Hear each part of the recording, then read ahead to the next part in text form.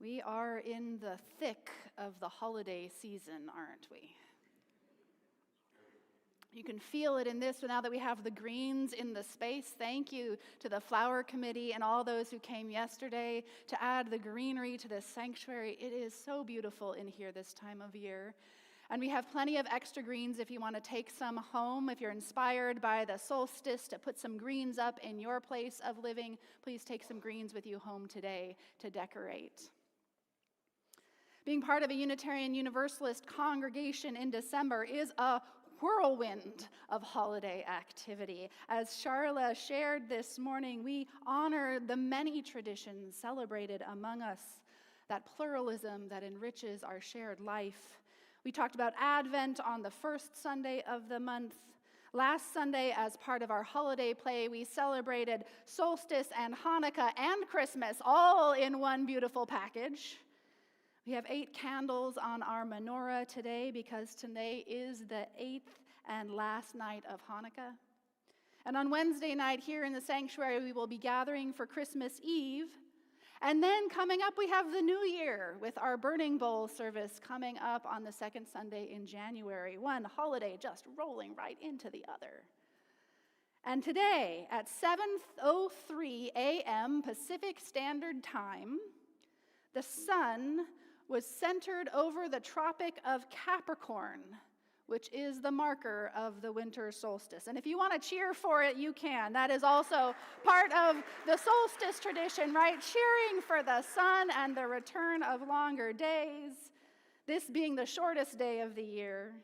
And this evening, we will watch the sun set on the shortest day over the Pacific Ocean and welcome the longest night. Every holiday we celebrate has this deep and rich tradition out of which it arises among us. So when December rolls around, one of my tasks in preparation is to ask, what gifts does each holiday have to offer us in this moment? What themes arise to speak to us now? What wisdom and strength can we find that will carry us into the new year and sustain us through whatever may come in 2026. It's not every year that winter solstice falls right on a Sunday morning, so I feel like this is an especially auspicious time to recognize that turning. What is the gift that solstice offers us this year? And coming across David Whyte's poem helped point the way for me. How easily you can belong to everything simply by listening. How easily you can belong to everything simply by listening. How often we forget that. Perhaps in this busy time of year, in this overwhelmingly noisy world, how many of you have felt overwhelmed this year by the noise of the world? Few hands there. We spend so much time with that noise that solstice arrives with this instruction: settle down, and listen. We spend so much time with those loud voices that say nothing, as David Whyte said, or at least nothing of depth or meaning or kindness or care, a tale full of sound and fury signifying nothing, as Macbeth observed in this cautionary tale Shakespeare told about a life filled with meaningless action. As Whyte says in his poem, all this petty worry, while the great cloak of the sky grows dark and intense round every living thing. All that time spent forgetting that there is something else underneath all that noise, an interdependence at its foundation, a sense of meaningful connection between us all and between all that is, a feeling of being part of that wheel, that something larger, that feeling that flourishes when we slow down and take the time to notice. We become estranged from that feeling of connection and even from ourselves when we spend too long in the bright rush of day. We need that balancing time. So let us settle down and listen. On one of our trips to the Hopi Reservation, these trips to our friends on Hopi that we've been taking for many, many years now, When we go out there, we camp on the property of our friend Dee Satella. Dee, who practices traditional Hopi pottery and lives as close to the earth as just about anyone I know. He literally spends his days with his hands in the clay that he digs himself from where he lives, his house off the grid. I remember him telling me about wintertime on Hopi. We usually go out there in the spring, but each season has its own rhythm. And wintertime, he said, is when stories are told, when people gather in homes and speak in soft voices. It's a time, he said, when you are asked to walk gently on the earth, even noticing the sound of your footfalls and becoming gentler so as not to disturb her while she sleeps and regenerates. There are no drums in the songs during this time, only voices. And there are certain stories that are only told during winter, stories you can only hear if you lean in close to the low voice of an elder speaking from their favorite chair in a warm living room, wood stove in the corner, a thin blanket of snow wrapping the desert in the moisture that will bring life to the plants in just a few months' time. Seasons matter. A story told at the wrong time skips over the surface like a flat stone. The winter solstice reminds us to slow down, to listen, to let the stories sink in. All these stories that we share at this time of year, let them sink in. Let the ripples spread out long after the stone is cast. The winter solstice reminds us that when that stream of commentary, that surface chatter gets too loud, when the screens get too bright and we start to feel ourselves shut down just out of self-preservation, the winter solstice says, I am here, the earth is here. We can reset, restart, let the darkness settle around us for a little while. In that quiet space, listen. Start by listening to the earth itself. Notice the changes. Even here in Santa Barbara, where we have no snow, we still have our seasons. The light changes. The rains come and soften the ground, which is hard from a long, dry summer. Winter here may not be about snow and frost, but it still invites us into that softening, that softer way of being. The sound of rain on the roof, the smell of the soil, the mushrooms sprouting in those shady corners. Has anybody else seen the mushrooms that have been flourishing right now?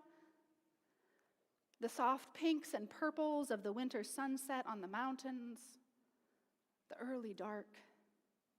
If we have forgotten how to listen, the earth can remind us and show us that communication is always happening in all kinds of ways, even the ones that don't use words.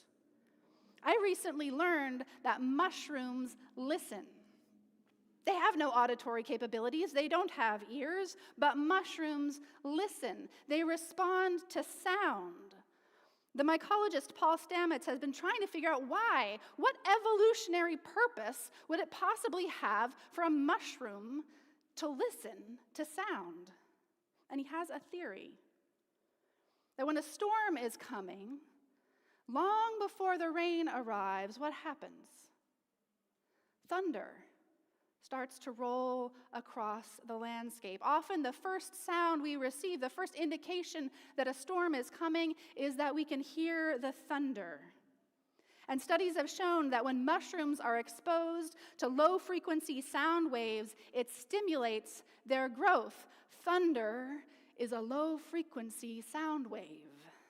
So Stamets believes that mushrooms, over hundreds of thousands of years of evolution, have learned to listen for the thunder because it means a storm is coming.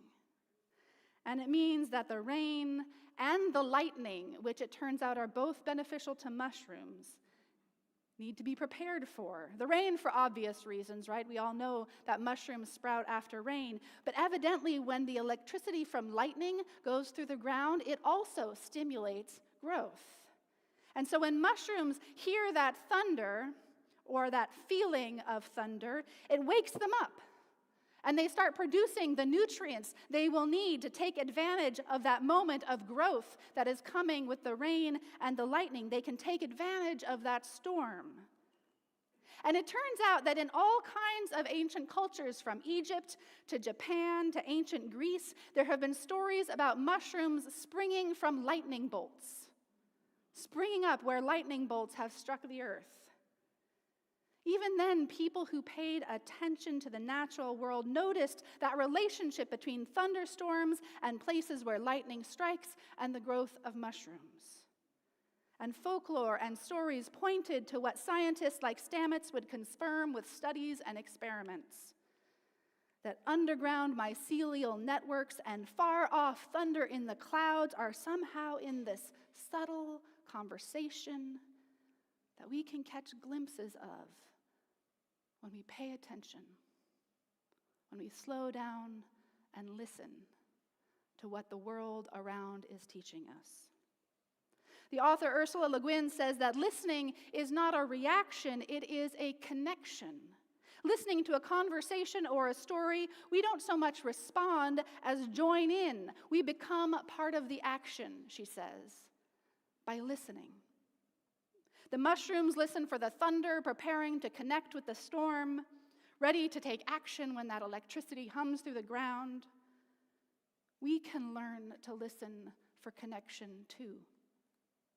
The winter solstice reminds us that the deep stories, the slow stories that unfold like a mushroom after the rain, stories that only get told by firelight, that only get told when there is space and breath and quiet, that only get told when the phones are turned off for a few hours, and I swear I didn't plan that.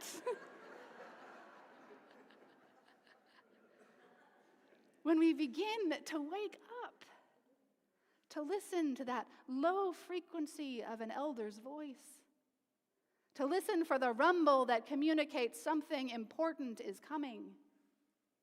These stories are not just about passing time until the sun returns. Listening in this way is this creative collaboration between ourselves and the world. It builds these networks of connection that support us and nourish us and keep us alive and thriving. These networks of connection that keep us alive. It prepares us for storms. It stimulates growth even when that growth is mostly underground and unseen. So much of the way we listen in our everyday living is not about slow connection, is it? It's about the quick response. It's about you talk, I talk, then you talk again. We get impatient with the person who overshares with the clerk at the checkout line of the store. We tune out of the meeting until it's our turn on the agenda. We watch that how-to video on double speed so we can get right to the answer. Has any of you ever done that? I will confess, I have done that. Learning how to fix my sink without having to listen to the plumber drone on and on about the difference between a monkey wrench and a pipe wrench, right? Speed it up, get to the point. Or maybe what we listen for is not just about information, but about reaction. There's a whole genre of videos out there which are just watching other people react to other people. Taking ourselves out of the question altogether, being neither listener nor speaker, just observer. Pundits and opinion writers react on our behalf to the news. Reviewers react on our behalf to movies. And soon there'll be AI-generated algorithms reacting to AI-generated content while we just watch from the sidelines.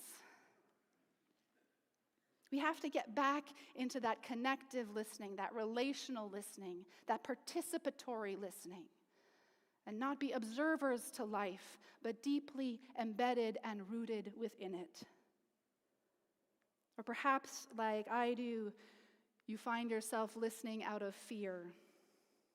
Fear for what is about to drop, fear for the next terrible thing headed your way, the next catastrophe to be unleashed. Listening so that you're not taken by surprise, so that you can protect yourself. But perhaps we need to drop that too in the way we listen Drop down into something deeper, listening without that need to react as participant, the kind of listening that Winter Solstice invites us into. Pressing our ear to the ground, listening for the subtle changes, the quiet growth in the soft earth, without the illusion that there is anything separating us, knowing that we are interdependent with the larger whole.